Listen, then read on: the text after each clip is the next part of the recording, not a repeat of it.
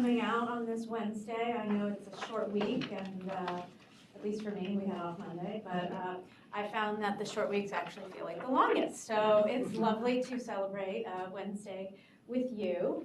I am going to start off by sharing a little bit about myself and how I ended up here, and then I'll talk about Adobe's digital transformation and what that's meant for marketing and some of the trends that I see in marketing and some of the skills that I think are required for marketers in the future. All that said, I'm okay to mix it up, so if you have a burning question during the presentation, don't hesitate to ask, and if there are things that I haven't included, I'm happy to address those as well. So I want to make the most of the time that we have together and share insights and experience and learn from you as well. So we'll keep it informal. So I started my career at the New York Times Company, first in corporate communication. So I was a aspiring journalist in undergrad, and I joined a student publication, and it was my first taste of having an editor. And I realized that I didn't want to be edited. And so I thought I would go into public relations. Turns out you're edited a lot in public relations. So I was in my senior year, and I was thinking about what I was going to do, and I wanted to have an internship in public relations. I was from the great state of Maryland. I already connected earlier with some Marylanders. Woo! And so I was pretty open to where I would intern. I just wanted to, quite frankly, get out of Maryland as much as I love it, my family. And so I applied all over Miami, Chicago, San Francisco, LA. I applied to a wine shop in New York to do public relations. But as hard work and fate would have it, I ended up landing an internship in corporate communications at the New York Times Company, which was the best of both worlds because I was able to do communications for an amazing brand of journalism. So I spent 8 years there. I wore many different hats. We were a very small team. We were about 10 people in-house. We worked with very few agencies, usually around crisis, and we covered everything from proactive public relations and media relations across print, broadcast, increasingly digital. We did investor relations. We did speech writing, which, the publisher of the New York Times during that era was giving a lot of speeches. We did employee communications, and we did what we now call CSR, but then we call it community relations. So I wore many different hats. I at one time was the executive assistant to our vice president of communications when her admin left. So I covered during that time, and I remember thinking, well, I don't want this job. But now in retrospect, it's probably the one job I had that I learned the most. So, as you go through your own careers and you're starting out, you've always got to think about what can I learn from every opportunity. So as I got involved in digital, it was such an exciting time. And then the website of the New York Times was very different than the newspaper, and everything about it was separate. They had separate journalists, they had separate salespeople, they had separate finance people, they had separate operations. And so I was given the assignment, a very exciting assignment, to lead digital communications and to bring it closer to the overall brand. And I loved it because I got to work with product managers, designers, engineers. And at that time in New York, if you were in digital, there were only a handful of places you were working. Like Twitter didn't have an office there yet, Facebook didn't have an office, Tumblr was still very nascent. And a lot of these corporations that are there, the big banks, the fashion houses, they didn't really have robust websites either. So just to say, I was at the ground floor at some really early and exciting things in digital. And what I realized is I wanted to build something. And I had a boss who said, you'll leave one day the New York Times, but it's a great brand, it's a global brand. People can love it or hate it, but they know it. And so you're only going to leave once. So really think about what you want to do and what's important to you. And so what I realized about the New York Times is I loved that it had a mission. We have tough days every day at work, but every day could show up and feel excited about something. I loved that it was connected to how people were consuming and thinking about the world. And I realized I wanted to work somewhere that had a mission, but I also really wanted to build something. That's what I loved about working with all these product folks and these engineers, is that they were making things up, right? They were starting from scratch. So I had gotten to know the CEO and founder of Mashable, which was then basically this person's personal blog. I don't know if anyone follows or remembers Mashable in the early days. A gentleman named Pete Cashmore from Bankery, Scotland. He started this blog in his bedroom.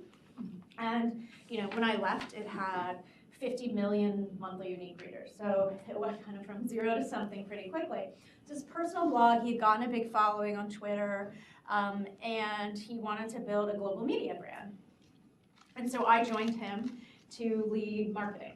And there was this great conversation I had with the then chief operating officer who said, okay, are you going to be the head of marketing or are you going to be the head of communications?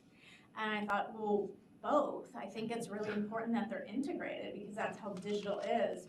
You know, in the newspaper, you could say, this is journalism, this is advertising, and this is, you know, nothing in between. On digital, it's all integrated. And I think marketing communications, that's the future. And so, anyway, we settled on marketing because he said there were too many, it was too long. So at Mashable, you know, was employee number 30. You know, we built the company from very small revenue to taking 3 rounds of funding. We opened offices around the world. When I left, we were 300 employees. You know, we started in partnership with the UN Foundation and the 92I Social Good Summit that now is one of the biggest movements during the week where the United Nations holds their General Assembly. We did crazy things like bring Grumpy Cat to South by Southwest as part of a viral campaign. So it was just an exciting and fun time, and we were really on the precipice of what was next for media. And I, you know, built and hired and, you know, made the marketing department there. And it was interesting. I started focusing on communications because that was really important. And then we had to evolve social media from community management to becoming an advertising channel.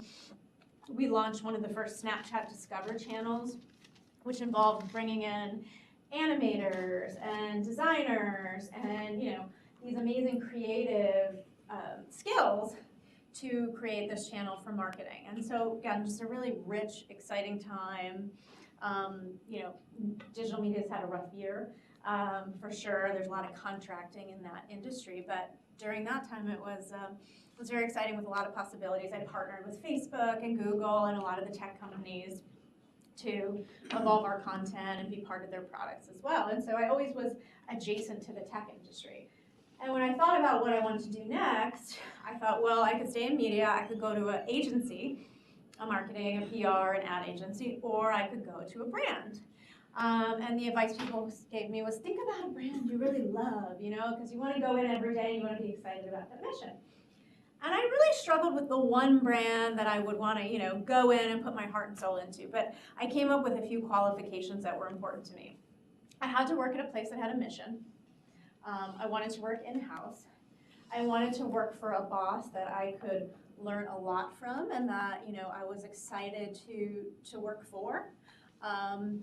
And I wanted to be part of an exciting new era of digital because that's what I had, you know, spent the first part of my career.